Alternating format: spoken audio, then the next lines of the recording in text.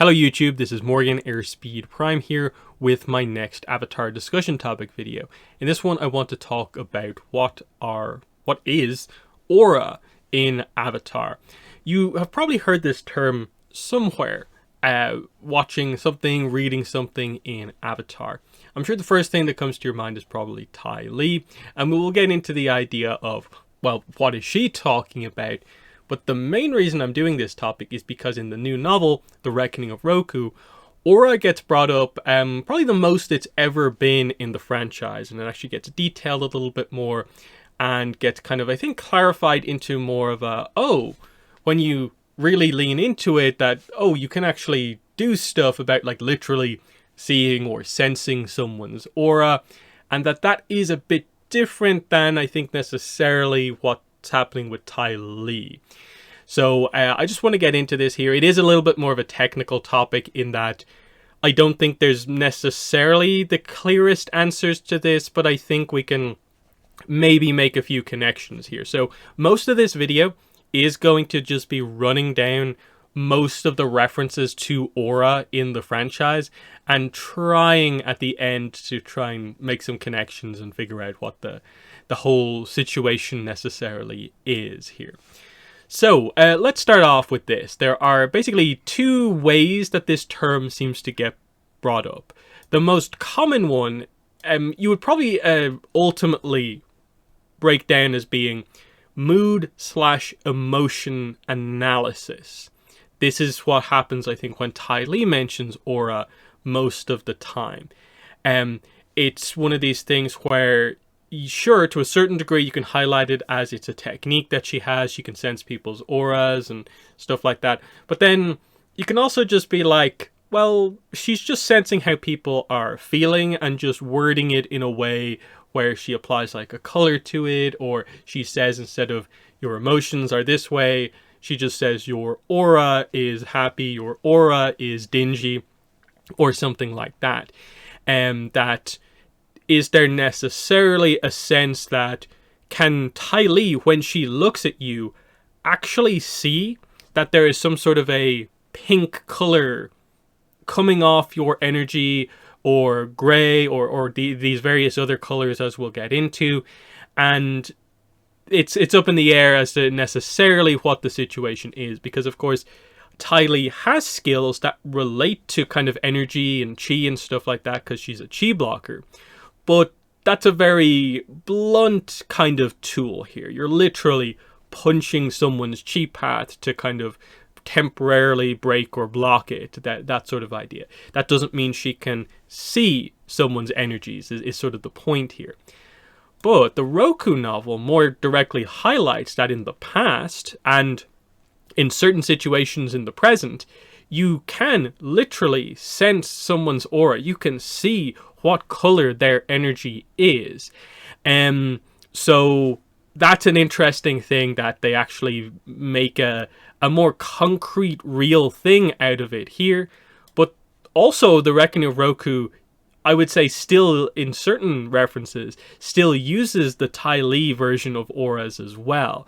So the question is, like, are these two things like the same thing ultimately or not? And it's sort of unclear as we'll go through here. So let's go through Ty Lee's references to auras. And what's interesting about this is that even though you definitely associate the term aura with her, like, she mentions auras all the time, she mentions auras within the show, the 61 episodes of Avatars, in 2 episodes. In her initial introduction with Azula, she talks about how the truth is I'm really happy here. I mean, my aura has never been pinker. So she talks about her own aura she views as being pink, and this relates to the fact that she is happy. So Ty Lee being happy means she has a pink aura, and the idea here is, ultimately, when she says pink, is that just like what the aura sensing table says happy means, or does she actually look at herself and can actually see that her energy is pink to a certain degree? That's where it gets unclear. Then we have to skip all the way to the beach for really the next time we properly mention aura by name. So it's in the big discussion over the kind of fire, of course. And yeah, what's your excuse, May? You were an only child for 15 years, but even with all that attention, your aura is this dingy, pasty grey. So Ty Lee views May as having a grey aura. May, interestingly, says, I don't believe in auras.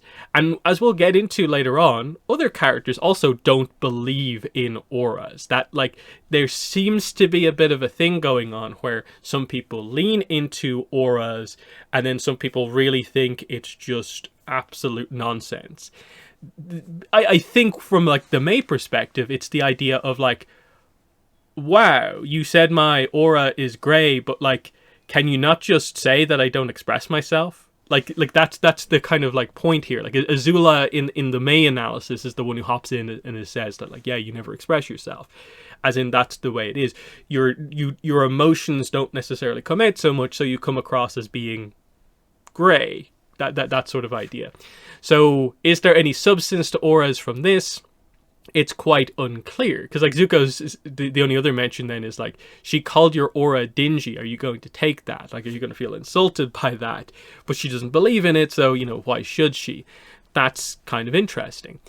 She mentions in the comics as well, there's more mentions with Ty Lee and auras in the comics. She mentions having a hard time maintaining a peaceful aura since prior events. May asks Ty Lee to basically, hey, what's your take on Kalo? Like, sit in on us kind of talking here. And Ty Lee afterwards says, that boy's got a good aura. I think he's being truthful. Now, it's unclear as to whether this is a thing where aura sensing can be used to tell if someone is telling the truth or not, like the earthbending licensing thing. So it is, this I think further leans into the direction of just, like, is it just, as a friend, I want your assessment of this boy? Or is this May kind of going like, hey, I think your powers mean something? Based on May, who again reiterates, I don't believe in auras, I think she is just asking for Ty Lee's take on Kalo in this case, who again, Ty Lee reiterates, good aura, that boy, like, can we trust him? And the book goes a little bit back and forth on if that is the case. On one point it's like Ty Lee is proven correct, at a later point it feels like, oh no, Kalo has kept something from us, not so much. In Azula in the Spirit Temple, she mentions we might be needing our auras fortified tonight, which is sort of interesting. That leans more into the idea of sort of like, oh, okay, auras as actual, like, energy, so, like, yeah, we need to keep our energies up. That's cool. That makes sense in terms of, like, when we say aura, that it actually has, like, a meaning beyond just, like, kind of emotions and feel. That this is, like, aura as in energy, which is the first time that's made, I think, inherently clear. Want me to read your aura? So here's the idea of, like, potentially Ty Lee can read someone's aura. And again, the idea here is, which comes first? Does she see someone's color and then associate that with an emotion, or does she see someone's feelings and add the color to it later on? Like that's the real, I think, telling point in all of this. It should also be noted that this is actual Ty Lee. This is a Spirit Temple projection version of Ty Lee, as is this, but it's based off Azula, who is close friends with Ty Lee, so it's meant to be relatively accurate to their personality. But this is the description of Ty Lee's time with Azula after leaving the circus. My aura was a mess, so it went from being pink to being messy. That makes sense, but did it change color? Is an interesting point. Similarly, in the short comic Sisters, she mentions auras again. My aura's been off. You know, punch that aura of yours back into place. An aura isn't something you punch. So that's that whole idea. In the RPG with Ty Lee, the only mention of auras is in how to play her as part of a game. She thrives in big, complex social situations. If someone feels like they don't belong, she applies her social graces to welcome them and even read their aura. They don't describe it as being like a technique as such, but just a thing you can use in social situations that helps her be, I suppose, bubbly, energetic around people, that she can understand them, because aura sensing is just that she has a good take on people and can read their emotions, I think, relatively well. whether or not you super read into the aura sensing part of that, it's up to you. Kaya also is apparently into this aura thing as well. Not as many references with Kaya to aura. She does mention when she's talking to Boomy and Boomy reveals that he's an airbender. Kaya says, "I've been noticing a change in your aura lately." Now, what exactly does that mean? They don't go into it. And again, the way Kaya says it, it comes across as being a little bit of a hand wavy thing as to whether or not like this is the truth. And of course the way she words it here of like, after she gets the confirmation that like he is an airbender, she's like, oh, that explains that change in energy that I didn't tell you about before, that sort of idea. And so again, is this just a kind of fun, kind of quirky thing about the way I talk about people's emotions, or an actual technique? It's still, I would not say, is super clear. From most of the main content, you come out of it feeling like, well, it does just, I guess, come across like kind of real world, kind of like aura sensing kind of type stuff of just being kind of mood analysis, rather than it's an actual avatar technique where people are literally seeing energies, they're seeing these colors, people have energy within them, they have powers, spirits are real, that sort of whole idea. They haven't quite lent into the idea that like it's for sure a valid technique that does stuff, because characters like May doubt it, they don't believe in them. And as we'll get through with some of the first novel references from the other novels, there's no references to aura in the Kyoshi novels, but there is in the Yang Chen novels. So the first one here, I would just say this is an unrelated use of the word aura here. The correct aura of dignity. I think this is just using aura as, I'm applying a sort of thing to myself to try and project that to other people. I don't really think that's necessarily the aura we're talking about as such here, but maybe from the mood analysis point of view, you could maybe like read into that of like, does dignity change your color to something different, and that whole idea. This one here, the aura of sheer loathing between Jujinta and Kavik when Yang Chen's trying to bring the team kind of back together. This is again more of that kind of mood analysis kind of point of view. The two of them are have issues with each other. She's trying to bring them together. That makes sense, of course. Then more directly about what we're talking about here, Kavik can never subscribe to theories about masking one's presence or reading auras. So Kavik, like May, I guess, doesn't really believe in auras, that he doesn't think people can actually read your aura, or interestingly, mask one's presence, which I guess is make your energy like invisible. People can't immediately tell that you are flaring your energy at will. But he kind of maybe notes that maybe his brother can do something like that, and that's why he's so crazy stealthy. So at least one kind of clearer reference from the novels to like the idea of reading auras, which is roughly alluded to with Ty Lee. But then we get into the wrecking of Roku, which again has the more clear references to what we're talking about here. And it gets into it straight away with the first time auras come up in the book. And it's with Roku, and who ends up being the main villain of the book, Ulo, who, just for context here, if you maybe haven't read the novel, it is spoilers for this book, of course. He is the chief of the Lombok clan, this long sort of hidden island clan on this island that has kept themselves away from the rest of the world for thousands of years.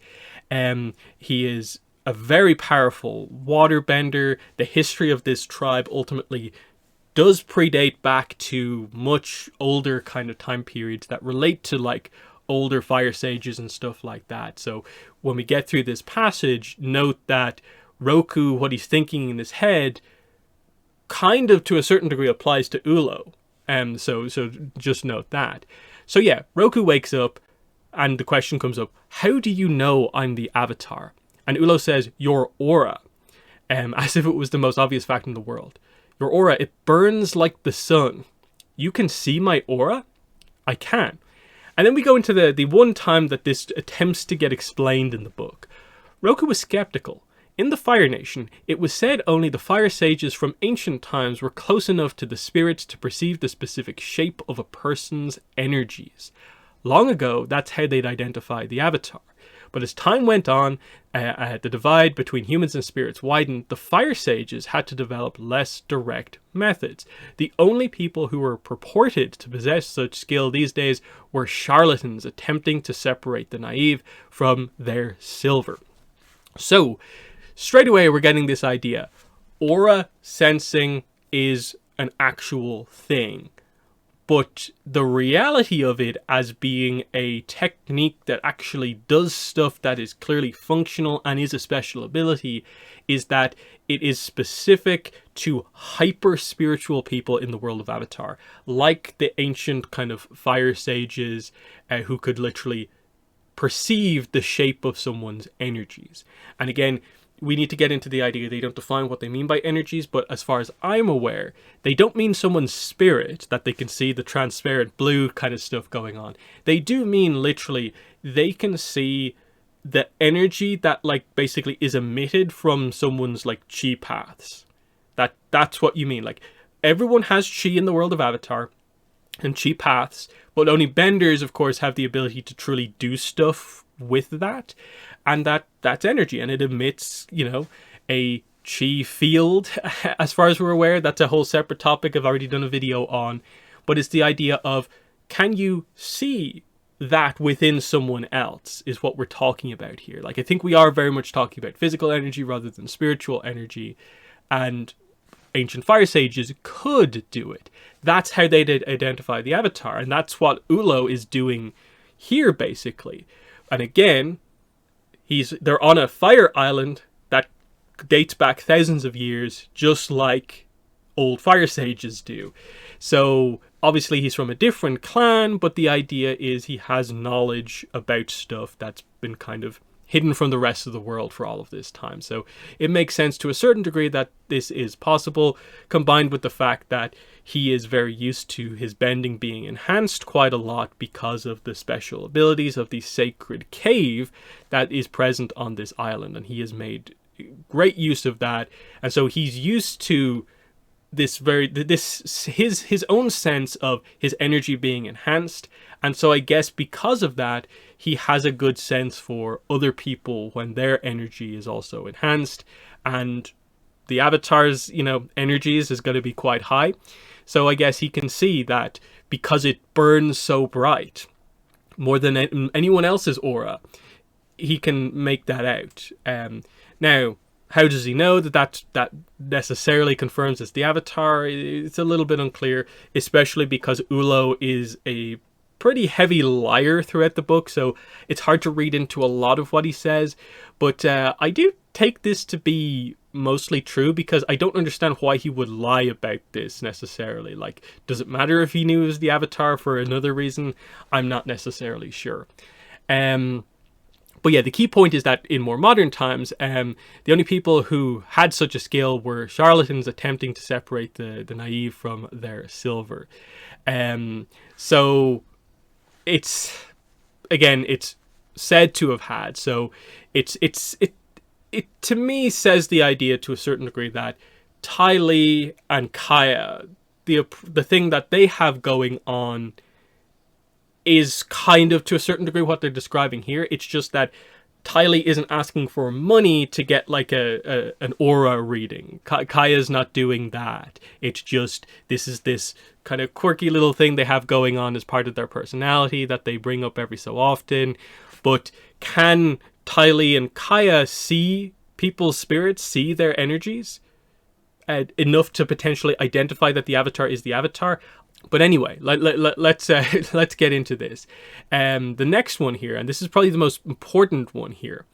They're in the sacred cave, so the important thing to note about this, Roku is greatly enhanced in terms of his bending. His energy is like flaring. He is incredibly powerful at this point, as is Ulo, who's also enhanced by the cave. He perceived his own aura pulsing sapphire. So straight away, there we go. Finally, a very direct reference to someone looking at an energy and seeing it as a color. Roku's his own spirit is sapphire. So I guess the color of the Avatar's aura is sapphire blue. And we'll get into talking about that in just a second. Across from him, Ulo's smoldered a deep amber. So amber is a kind of a yellowy, leaning towards kind of orangey style color. That's interesting. That straight away takes you away from spirits, which is blue, transparent blue. When we're leaning in towards more of a yellow, that's a very kind of like energetic kind of color. So, we're talking about something different than we're kind of used to here. The color of someone's energy. So effectively the color of their chi, that apparently is somewhat of a unique identifier. Like each person, the implication here, to a certain degree, has their own unique aura that, if you understand those energies enough, is a bit of an identifier that's unique to every individual. Apart from like the avatar kind of obviously has an aura that is similar across all the reincarnations, of course, which is super interesting just by itself. We continue in this same chapter with this reference to the idea that Ulo's aura spiked, and Roku could like sense this basically. So he can see his energies, but then also that like right before he attacks, Roku can sense the build up to that attack. That like there's a movement that happens eventually, but it's the idea that like you prepare yourself, you channel your chi from use the breath to a certain degree, and you channel it into whichever kind of limb or part of your body you're using the attack from. Roku can literally sense that inherent early buildup of the attack. That's a unique thing that, like, if you had this available at all times, would certainly give you an advantage, being able to like predict someone's attack, even that split second before they make an actual move, which I think is quite interesting. Then after this, the whole resolution happens. The cave gets destroyed. All of a sudden, there's no bending enhancement anymore, so that's gone. You'll note that the references to aura after this lean away from I can literally see the energy and see what color it is, to more being back to the aura as a mood sensing style thing here. So Gyatso, bloodshot, hadn't slept in days. There is a deep sadness emanating from his aura, but no mention of what color Gyatso's aura is, because I guess not enhanced Roku can't see that, but can certainly immediately just tell from Gyatso that he's giving off this, I guess, grey kind of maybe sadness energy to a certain degree. Then they addressed this further. Roku realized it was fresh grief he had perceived in Gyatso's aura. So further addressing that. So yeah, again, they're doing it as Roku is aware of what his friend is feeling, and they're talking about that in terms of the word aura. And then the final reference in the book is this. Roku acknowledged his self-doubt, recognized its source, then set it aside. His aura smoothed. So it's this idea that it's your chi. We know that like when you're out of balance kind of mentally, it can affect your energy, your chi, your bending. So the idea is you could do the reverse as well. You can smooth your energy back over again. And so acknowledging his self-doubt, accepting himself as the avatar, making this jump in his training here. He's doing some airbending training. He's finally ready to kind of really get going on his avatar training towards the end of the book here. And yeah, his aura smooths is an interesting way to just show that doubt is now gone from a energy sense to a certain degree. Because again, it's like aura smooth, and it relates to emotion, but it's also about the energy as well. And that's an interesting kind of point here. So there are all the references specifically to aura that I could find. I'm sure there's other ones kind of out there overall, but that's what's kind of going on here. In terms of visuals, I have to assume that the energy bending scene is effectively us seeing the auras of the characters. We know when Aang did the energy bending to Yakone, we didn't see the lights. So I think the lights was just shown here to be, one, a very kind of clear, cool, dramatic way of showing it, because otherwise it's this very internal process that happens, I guess, with energy bending. But now that we have auras to talk about here, that's effectively what we're seeing here. Aang is the avatar. His aura is very clearly, obviously, light, like white, but also you would say basically sapphire. Now, I'm sure people might squabble over specifically what the definition of sapphire is, but I think you can get the idea of like that's what they're showing here. You are bending someone's energy to turn off their bending. That relates to their physical body, it relates to their chi paths, because of some of the other stuff energy bending can do. It can unblock your chi, that whole sort of idea. So I think that's very clearly what's happening here. Along with, I think, the most obvious connection being that, okay, we know the avatar is always kind of blue and white because of Rava, especially now post-Korra. But the mention that Ulo's aura is amber, and Ozai, the other non-avatar that we have here, his aura seems to be, yellow, red, orangey, ambery to a certain degree. So are we maybe saying that all other people in the world, their energy gives off this amber color, but the avatars specifically is like white and blue? I'm not really sure, because obviously some of the other colors that were referenced in the other style, the Ty Lee style of aura reading, was like pink and gray. And it's like, does your color change based on your mood? Or is that the made up kind of part of things? In that, like, is Ty Lee's chi literally giving off this pink color if you could see her from like an aura point of view, see her energies? Is May actually gray? Or is that just part of the applying a color to a mood type situation? It's sort of unclear. But similarly, we can see here, I think there's a reason all this stuff is meant to match together. That this is an example, I think, of us getting to see Korra's aura, because she's literally just touched like the most energetic thing in the entire universe, harmonic convergence, to recombine with Rava. So she is full on giving off the aura of the avatar here at this point, because she is imbued with energy to like an insane degree. So it's the idea of you can see energies when you're enhanced to see other people's energies, but then also when people are enhanced by energies, it's easier to see their energy because they're giving off so much of it as well. I think that's kind of interesting. Then again, we need to note the difference between basically this and this, both blue, but in this case it's just, we know spirits separated from their bodies and are just transparent blue. That's the color of someone's spirit. And as far as we're aware, that is the color for everyone. Everyone looks kind of transparent blue. It's not the case that people are all variety of different colors on the basis of what color their energy actually is. No, everyone's spirit is just blue, because again, with auras, we are talking more, I think, about stuff related to the body, chi paths, chi, the energy there, the energy source for bending, that whole idea. I'm sure your spirit has a role in it, in the sense of there's like almost like a filter. From a spirit filter where you can see spirits, Aang in this form is transparent blue. But if you put an energy filter over the screen, the idea would be like, does the shade of blue maybe change because it's the avatar's spirit to be more like this very glowing, burning like a sun style blue, if you were to look at Aang just from an energy signature point of view here, rather than just the spirit visual. But there's that.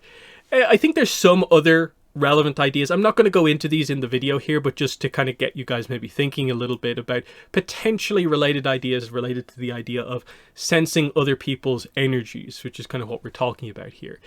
So we have like energy, light, earthbending, lie detecting, the swamp, everything is connected sensing ability, the Bonte tribe spirit sensing kind of healing technique, which we briefly did mention before.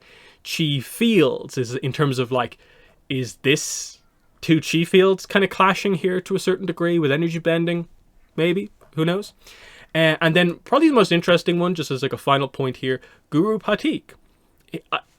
To me, if there's any character who we've maybe actually seen do some sort of an aura sensing ability, it feels like he is the character who on screen we've probably seen as like, yeah, he probably actually has the technique, because he seems to be able to, when he meets Appa, literally sense what's going on in his energies and take both feeling emotion from it as well as like actual information, which I think is quite telling. And then he also can, you know, sense the kind of, in a way, threads of connection between Appa and like Aang and stuff like that. So he is spiritual, one of the most spiritual characters in the entire show. So I think if you can give him the idea that he definitely has what's going on here. Which I suppose brings us back to maybe like Ty Lee and Kaya, of like, I don't think it's maybe fair to call them like kind of charlatans like the Roku passage was maybe suggesting. But I think the idea is both of those characters are probably a little bit far away from actually having like the actual technique that, as far as we're aware, like seeing literally the colors of people's energies. I think both characters are probably capable of some sense of like energy kind of connection, and especially if they get up kind of close to someone and can actually really maybe make some sort of a connection. But I do think a decent amount of what they're doing probably is just like being kind of emotionally intelligent and being able to just sense what people are kind of feeling, just in the way most people kind of can. And that there probably is quite a long way to go for both of those characters to get to the point where they are maybe like a Guru Patik, or can do what Roku kind of is said to be able to do here, in terms of like literally seeing his own energy as a color, seeing someone else's energy as a color, being able to sense when someone like spikes their energy, that whole idea. Because, you know, I think the idea is like, yeah, part of the uniqueness of someone like Akaya is that, yeah, she has this kind of like yoga, spiritual stuff, and some of that is definitely real. You can't just dismiss that as being like nothing. But I think there's a scale here, and maybe Ty Lee and Kaya aren't like right on the end of the scale in terms of the top levels of this skill. But yeah, I just wanted this to be a bit of a conversation starter, going through all the references to aura in the show. So the question obviously here is, what do you make of aura? What is aura in Avatar? Are we seeing auras here? What do you view as being the difference between what it seems like Ty Lee and Kaya can quote unquote do versus what we're told of as being sort of like historically what the ability actually is, as literally energy sensing, that people could if they were witnessing this moment happening, they would see the lights truly happening, rather than it being just kind of implied, sort of. But yeah, let me know your thoughts on auras. But that has been the video. Thanks for watching, and bye.